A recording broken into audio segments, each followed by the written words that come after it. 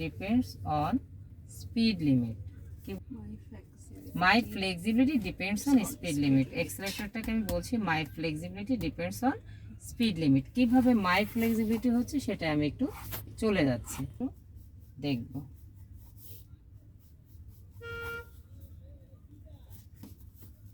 এখন আছি কোথায়? ফিল্ডে। আগারগাঁও ফিল্ডে আছি, রাইট। এখন একটু 300 ফিটে চলে যাবো, হোয়ার 50 to 80 কিলোমিটার পার আওয়ার বেগে গাড়ি যেতে পারে। তার মানে 50 হলো মিনিমাম স্পিড, 80 হলো ম্যাক্স স্পিড। 50 হচ্ছে মিনিমাম স্পিড, 80 হচ্ছে ম্যাক্স স্পিড। সো আমি একটু দেখে নিচ্ছি 80, 70,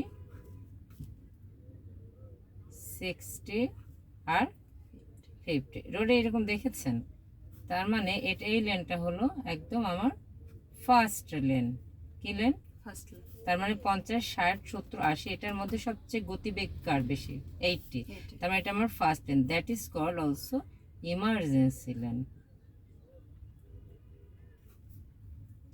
ঠিক আছে, এখন যার তাড়া থাকবে সে 80-তে যাবে, 70-তে কেউ যাবে, 60-তে, 50, এর নিচেও নামতে পারবে না, এর উপরেও উঠতে পারবে না, as per as rules, traffic rules অনুযায়ী। ট্রাফিক গভর্নমেন্ট বিআরটিএ নির্ধারণ করা যে আমাদের যে স্পিড লিমিট দিচ্ছে সেই স্পিড লিমিট, এবং আমাদের যে ট্রাফিক পুলিশ বিভাগ যেটা করছে যে 80 স্পিডের উপরে এখানে যেতে পারবেন না, এবং 50-তে, এবং 80-তে সবাই আবার যেতে পারবে তা কিন্তু না। একটা ট্রাক যেতে পারবে না 80 স্পিডে, একটা প্রাইভেট কার যেতে পারবে, আবার একটা ট্রাক যেতে পারবে না।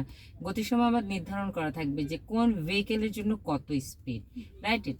তো সো আমরা যখন যাব, যেমন আপনি ধরুন 300 ফিট থেকে বের হয়ে রাত 11টায় বের হচ্ছেন, মিরপুরে আসবেন। অবভিয়াসলি আপনি হচ্ছে ব্যস্ত ওই সময়, কারণ আপনার বাসায় পৌঁছাতে হবে, আপনি একটু তাড়া যাবেন। সো আপনি 80-তে যাচ্ছেন, আমি হয়তো 60-তে যাচ্ছি। সো এটাই এই জন্য বলছিলাম যে এক্সেলারেটর তো দিবেন ওখানে, সেই এক্সেলারেটরের মধ্যে আপনার ফ্লেক্সিবিলিটি কত থাকবে ডিপেন্ডস অন